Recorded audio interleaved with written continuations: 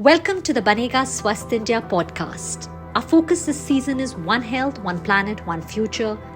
Our aim is health for all and leaving no one behind, because only a Swasth Bharat can be a Sampann Bharat.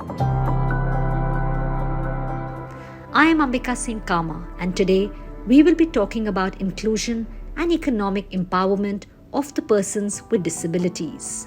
Madhu Sharma, who is a senior consultant learning and development at Concentrics, and her husband Dinesh Kaushal, who is a manager technology publicist sapient. Madhu is 100% visually challenged since birth with a fully damaged optic nerve. Dinesh lost his sight gradually till he was left with none of it by the time he was 8. They both met in a software company that develops screen readers. A screen reader uses speech technology to let blind users work with computers. How did you both meet? So it's been very interesting. Dinesh and I first met when I was like a little, not little, but yeah, like a teenager, 16 at National Association for the Blind.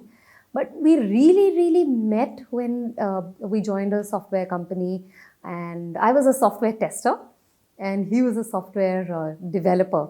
So that's where our love story began. But we weren't very good to each other. I would tell him, the day he was supposed to join, I had told everybody in the company, oh, this guy is going to join, he's not very good, and let's not be nice to him. Thought of bragging and all, but of course we didn't do much. Then he used to laugh a lot on my jokes, and his laughter is like infectious. So then we started talking, and when we got talking, we used to chat a lot. We used to chat on MSN. And the interesting thing is that because Dinesh and I, both of us cannot see, so we would turn off our monitors, and the light hurt my eye, the monitor's light. So I anyway would keep my monitor off and we would chat away to glory. So it was very interesting then how he proposed to me also, in the sense that he asked me, he continued asking me about a girl. He said, I have a girlfriend, I have somebody in mind and I really like her. I don't know how to propose to her. He took all the ideas from me. And one fine day he told me that, that girl is you. So that's how it got started. And I took a day, and then he asked me again. I said, itna bhi bura nahi hai, chalega. Not bad. It's like anybody else. We have our ups and downs. We have fights. We have we have our fights are mainly because of parenting, and parents would understand that that's not easy. So I think what got us the independence and the wings to fly truly is that education, the investment that our parents did in us, the education system that has been evolving, and we were treated like any other regular child. There was no differentiation that, hey, you can't see, then you'll be treated in a different way. And we got a lot of enablement. Of course, there were challenges. Whose life does not have challenges?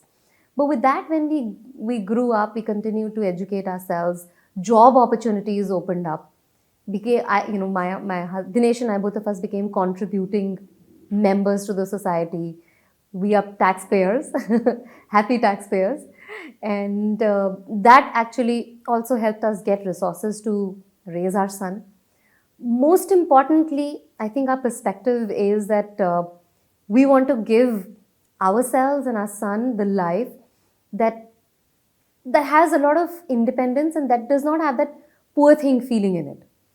Neither am I a poor thing, nor Dinesh a poor thing, and nor our son a poor thing, because he's being raised by disabled parents and he has to do a lot of things for us. A lot of times people come and say that they call Namish and our son, and they say, take care of your mama, papa. You really need to grow up and take care of them. They are your parents. And the only mindset that we've attempted to inculcate is that you take care of yourself, live life, enjoy yourself, just like any other child. We don't want to take his childhood away from him. So we let him be, we let him enjoy. And we manage a lot of things independently. We watch movies, we go shopping like anybody else. We go to restaurants for fine dining, for for trips, domestic and abroad. And we do adventure sports together like anybody else we live. How important is inclusion for the growth of the individuals and the society as a whole?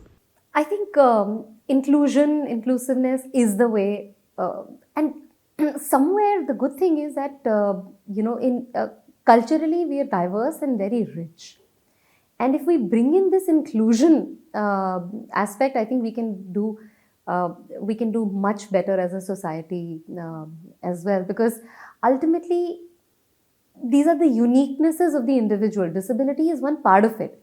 The disability is not me. There's a lot more to it. I can talk for myself. I can groom so many other people. I can invest in people.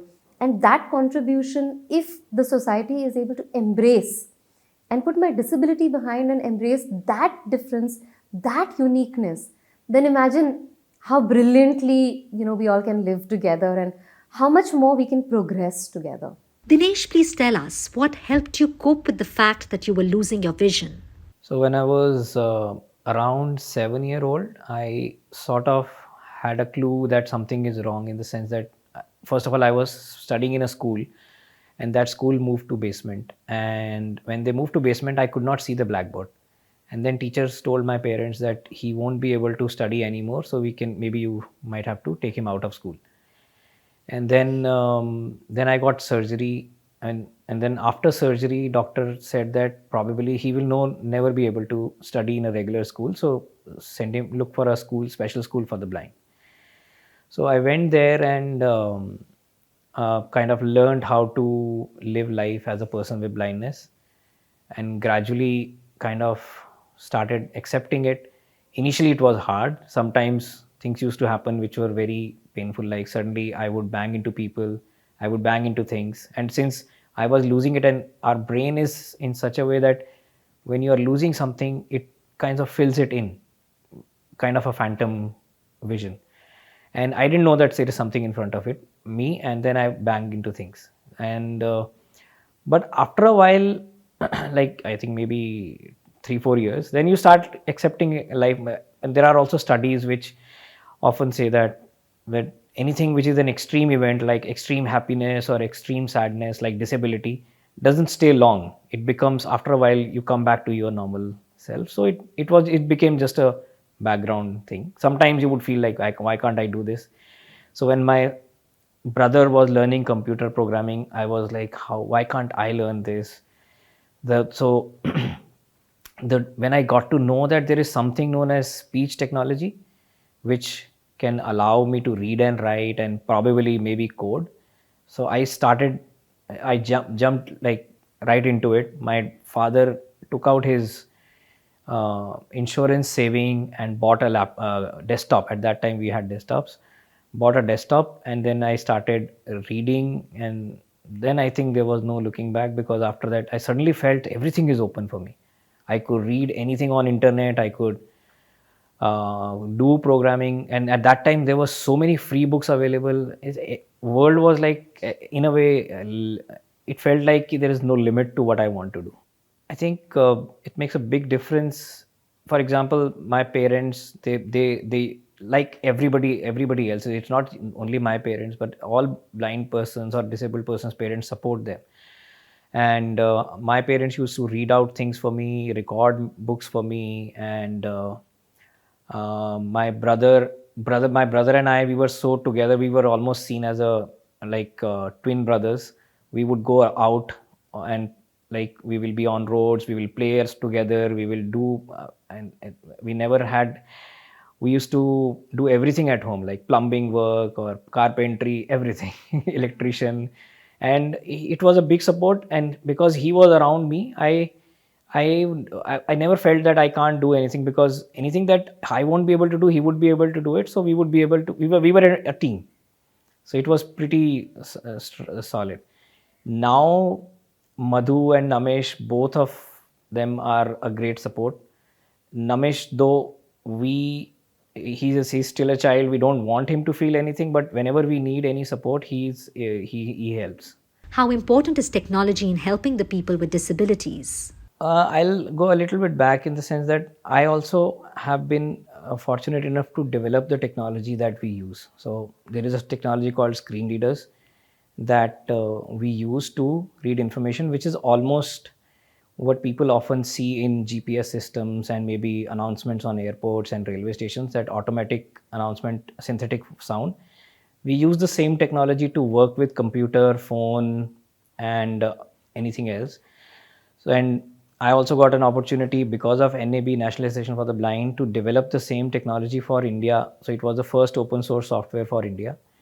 And then I worked in mobile screen reading technology. Then I worked on another screen reader. And in fact, my organization also supported me. They hired me to contribute in the screen reading technology. What my main thing is that because we have the lived experience of disability, we know what we want, and persons with disabilities themselves should be involved in any development that is happening for technology development, because someone else might just think what is good for us may not turn out to. One example, which is very old example, somebody once developed a technology like it will read every character, so A B, or suppose A B O U T. So they thought it's like groundbreaking technology, but it didn't help us to read because it was just a smart typewriter. They didn't involve people with disabilities, so they didn't realize what is missing there. When I developed the software, the entire disability community felt that, oh, this is something that we needed. So I developed because I knew what I need. Being a disabled person, not because of any special thing. Being a disabled person, I also took feedback from many other persons with blindness. So it's very important. I mean, these days there are technology models which say that, okay, this is the how you develop. You learn from your end users. I said end user is the center of your development, not that you have only like you listen to them once in a while. With this, we come to the end of our podcast. If you have comments, queries, or suggestions on the topic we discussed today, or issues you would like us to cover in future, write to us on bsipodcast@ndtv.com. Remember, BSI stands for Banega Swasth India. You can also connect with us on Banega Swasth India handles on Facebook, Twitter, and Instagram, and continue the conversation through the week. Till next week, this is Ambika Singh Kama signing off. Stay healthy and stay safe.